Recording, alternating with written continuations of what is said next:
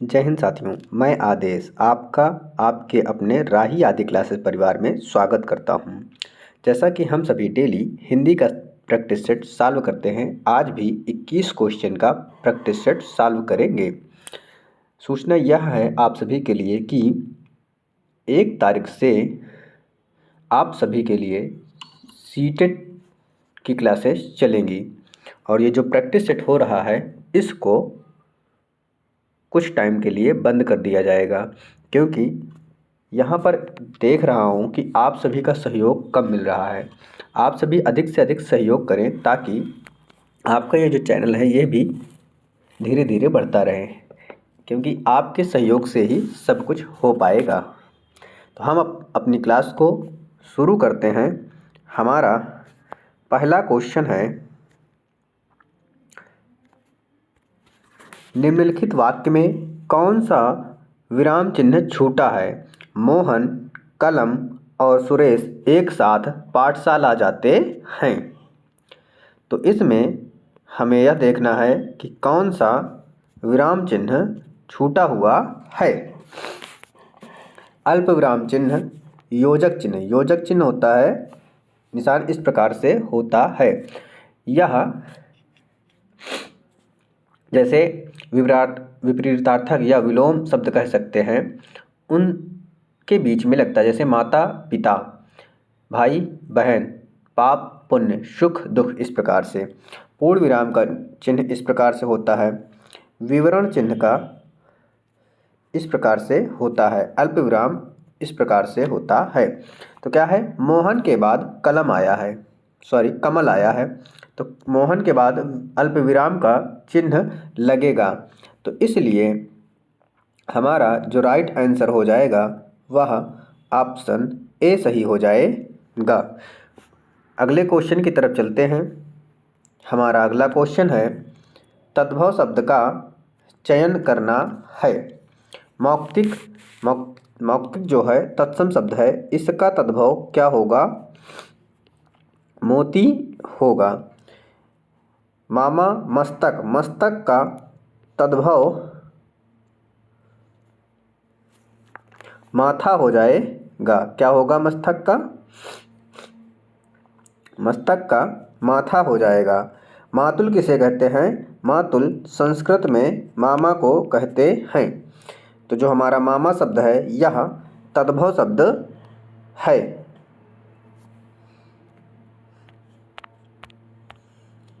अगला क्वेश्चन है,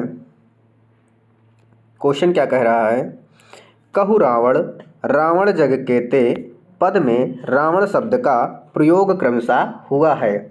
यहाँ पर हमसे पूछा जा रहा है, रावण 2 बार आया है, तो पहला रावण क्या है, जातिवाचक है या व्यक्तिवाचक है, और दूसरा रावण शब्द जो है वह व्यक्तिवाचक है या जातिवाचक है।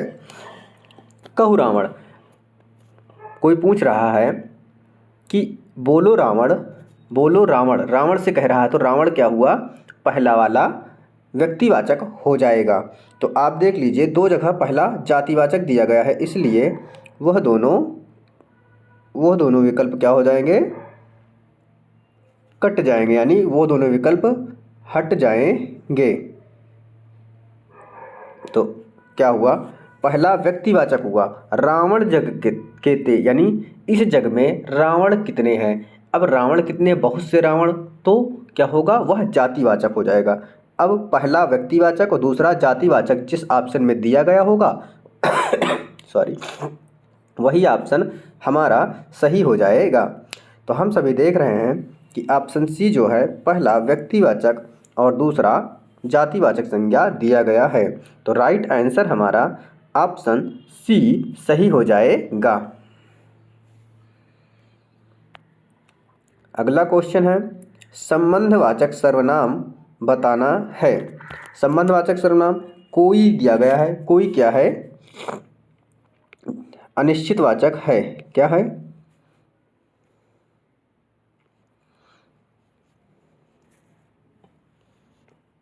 अनिश्चित वाचक है। जैसे बाहर कोई आया है, अब कौन आया है पता नहीं है, तो अनिश्चित होगा।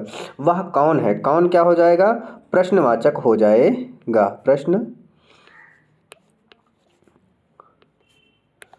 वाचक।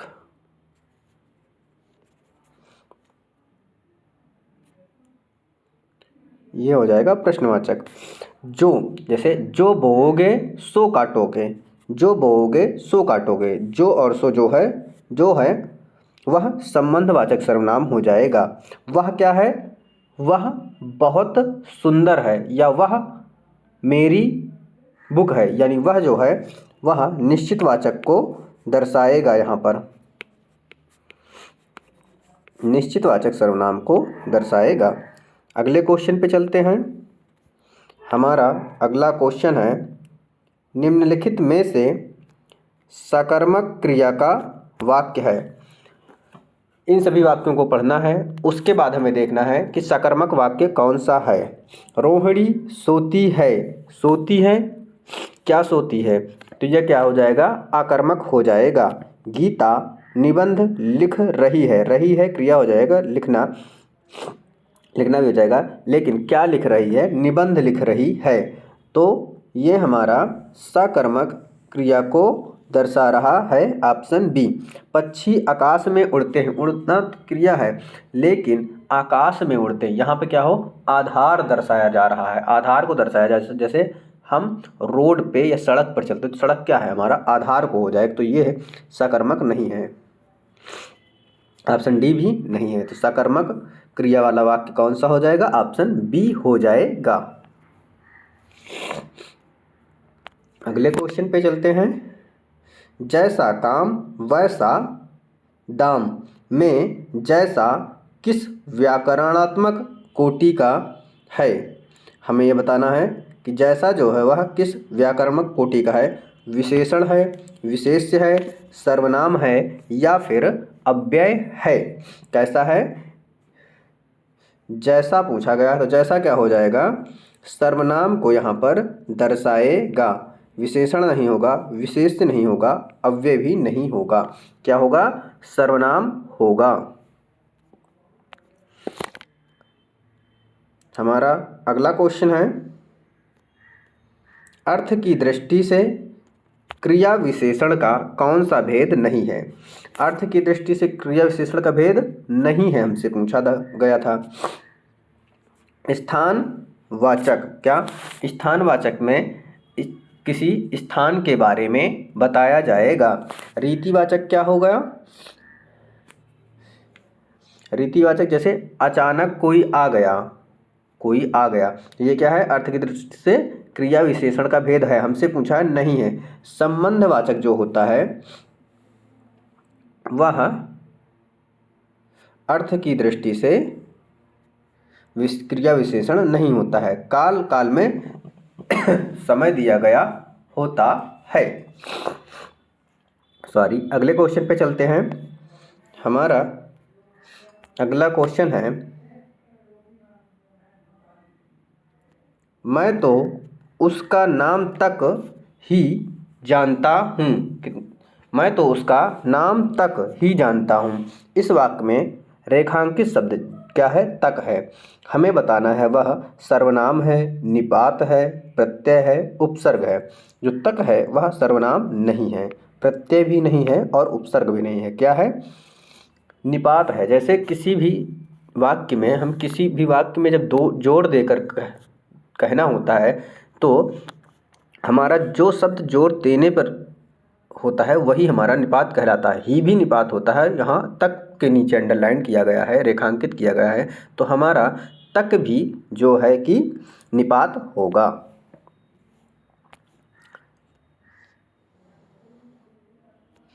अगला क्वेश्चन है, भग्गू सेठ तो बहुत ही दुश्चरित लिखा हुआ है। क्या लिखा है? दुश्चरित लिखा है। व्यक्ति हैं, रेखांकित शब्द को शुद्ध कीजिए। तो हमें शुद्धवर्तनी से यह क्वेश्चन पूछा गया है, तो दुश्चरित किस प्रकार से लिखा जाता है वह हमें बताना है।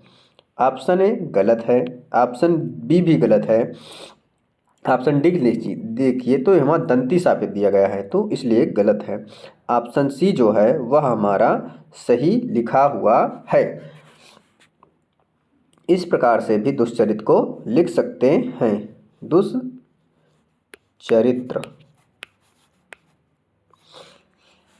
तो दोनों सही है। आगे चलते हैं। अगला क्वेश्चन है, निम्नलिखित में कौन सा शब्द स्त्रीलिंग है? हमें क्या बताना है? स्त्रीलिंग शब्द बताना है। कृपा हुई, मित्र अच्छा है, कार्य हुआ, त्योहार मनाया गया। तो क्या है? मित्र अच्छा है, यह पुल्लिंग को दर्शा रहा है। कार्य हुआ, यह भी पुल्लिंग है। त्योहार अच्छा है, ये सभी क्या है? यह पुल्लिंग को दर्शा रहे हैं। कृपा हुई, यह क्या है? स्त्रीलिंग को दर्शा रहा है।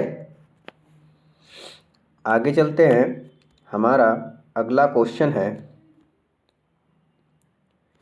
यदि आ या आ के बाद ई या ई आए तो दोनों मिलकर ए हो जाते हैं। यह स्वर संधि कहलाती है। जब हम कह रहा है आ या ई मिलाएं तो ए होता है, तो ए किस संधि में होता है? जैसे रमा, धन, ईस हो गया। इसको जब हम लिखेंगे तो संधि करेंगे तो क्या बनेगा? रमेश बनेगा। अब इसमें कौन सी संधि होती है? आप सभी जानते हैं, यह गुण संधि का उदाहरण हो जाएगा। जब यहाँ पर ए बन रहा है तो क्या होगा? गुण संधि होगा। आगे क्वेश्चन है हमारा, सेवा सत्कार से आदर बढ़ता है, इस वाक्य में कारक है। कारक हमें पहचानना है। आया क्या है? से विभक्ति आया है या से कारक चिन्ह आया हुआ है। कर्म कारक की विभक्ति को होती है, लेकिन कर्म कारक यहाँ पे नहीं है। अधिकरण भी नहीं होगा, अधिकरण में और पर आता है। अब यहाँ पर करण कारक और अपादान कारक को चुनना है। अपादान कारक क्या होता है कि जहाँ पर अलग होने का भाव दर्शाया जा रहा हो वहाँ अपादान कारक होता है, इसलिए यहाँ पर अपादान कारक नहीं होंगे। अगर हम किसी का सेवा सत्कार आदर करते हैं तो वहाँ पे हमारा क्या होता है? प्रेम होता है, हमारा उस व्यक्ति से जुड़ाव होता है। तो क्या हो जाएगा? करण कारक हो जाएगा। क्या होगा? करण कारक होगा। अगला क्वेश्चन है हमारा, मोहन से चला नहीं जाता वाक्य में कौन सा वाच्य है? यहाँ पर वाच्य से क्वेश्चन पूछा गया है। मोहन से चला नहीं जाता, यहाँ पर आप सभी जानते हैं भाववाच्य हो जाएगा। क्या होगा? भाववाच्य होगा।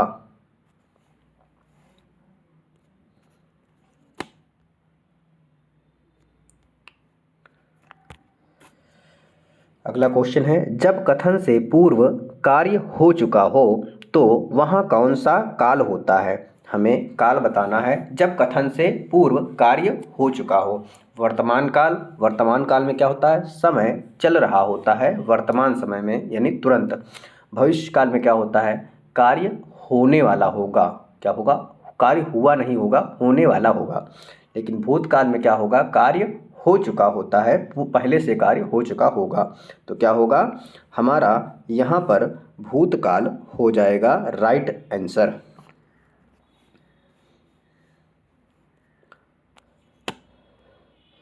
अगला क्वेश्चन है, व्यंजन संधि का उदाहरण नहीं है। हमें चुनना है व्यंजन संधि का उदाहरण नहीं है। अब आप देखिए क्या कि व्यंजन संधि में जो पहला पद होता है, पहला शब्द होता है, दो होते हैं।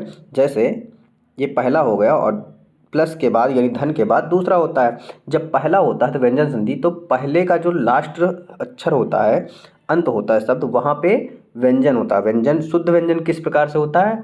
उसके उस वर्ण के नीचे हलंत होता है। इस प्रकार से आप जान सकते हैं, जैसे ए में हलंत है और बी में हलंत है, सी में हलंत है, तो बाकी सभी व्यंजन संधि के उदाहरण हो जाएंगे। लेकिन गंगा, धन, उत्तम, आ के बाद उ आया है और हुआ क्या है? ओ हुआ है, तो यहाँ पर देखें तो क्या होगा, गुण संधि हो जाएगी। तो गुण संधि क्या है, गुण स्वर संधि होती है। तो राइट आंसर हमारा जो होगा व्यंजन नहीं है, वह ऑप्शन सी सही हो जाएगा।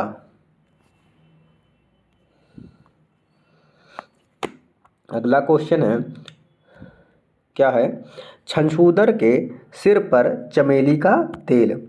छछूंदर के सिर पर चमेली का तेल क्या है? ऑप्शन ए अयोग्य व्यक्ति को अच्छी चीज देना, मिथ्या आडंबर, अधिक पाने की लालच करना, योग्य व्यक्ति को अच्छी चीज देना। क्या है? जब कोई अयोग्य व्यक्ति हो और उसे अच्छी चीज मिल जाए, जैसे छछूंदर है उसके सिर पर चमेली का तेल लगाओ तो क्या होगा, अयोग्य है बड़ा। तो हमारा राइट आंसर ऑप्शन ए सही हो जाएगा। अगला क्वेश्चन है, ऋग्वेद का संधि विच्छेद क्या है? हमें बताना है ऋग्वेद का संधि विच्छेद। ऋधन वेद नहीं, ऋक्धन वेद, ऋधन गवेद और ऋगधन वेद। क्या होगा? ऋक्धन वेद होगा। जब वर्गीय व्यंजन या स्पर्श व्यंजन के पहला वर्ण आए और पहले वर्ण के बाद वर्गीय व्यंजन का तीसरा, चौथा, पांचवा या फिर अंतस्थ व्यंजन आए तो वह अपने वर्ग का तीसरा वर्ण हो जाता है। यहाँ पे का आया हुआ है तो का तीसरा क्या हो जाएगा, गा हो जाएगा। तो ऋग्वेद हो जाएगा। तो यानी इस क्वेश्चन का राइट आंसर हमारा बी हो जाएगा।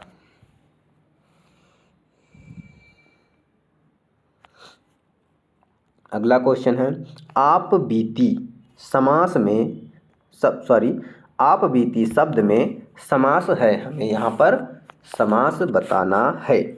क्या है? समास विग्रह करें।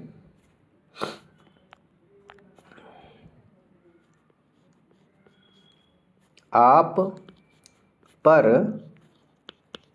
बीती, आप सभी देख रहे हैं पर विभक्ति आया, अब पर आ गया है, विभक्ति किस में आती है? केवल और केवल तत्पुरुष समास में आती है।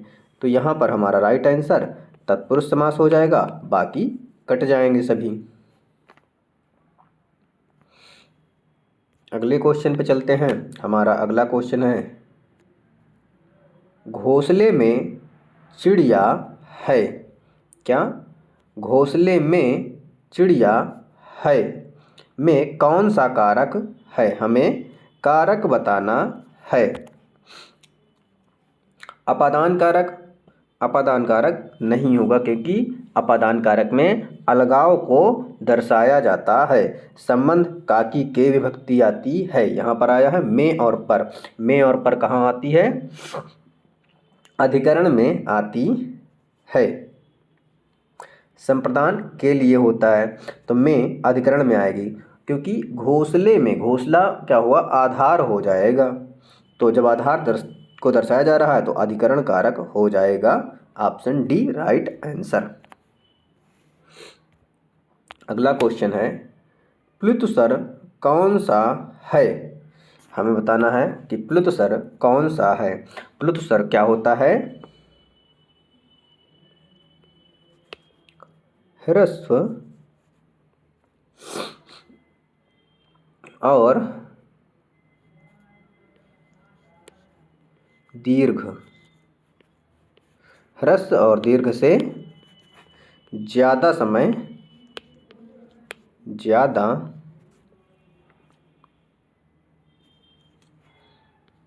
लेता है।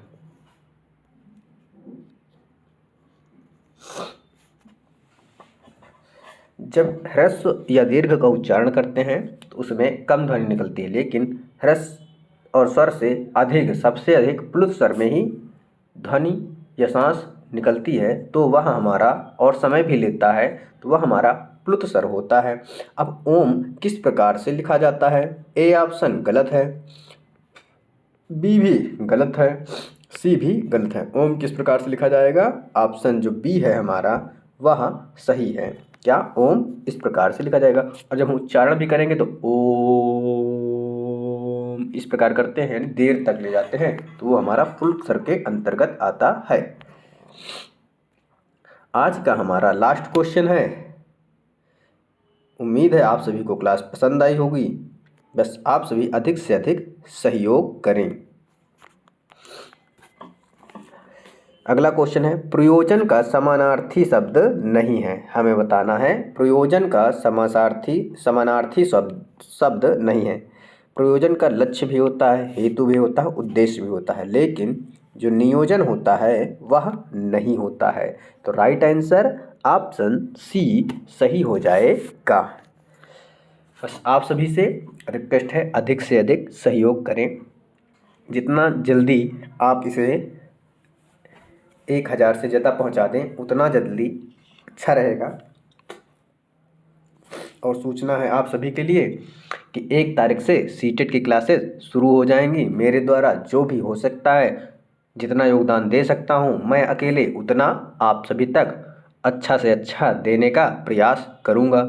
आज की क्लास को यहीं पे समाप्त करते हैं। आप सभी का क्लास में जुड़ने के लिए तहे दिल से बहुत बहुत धन्यवाद।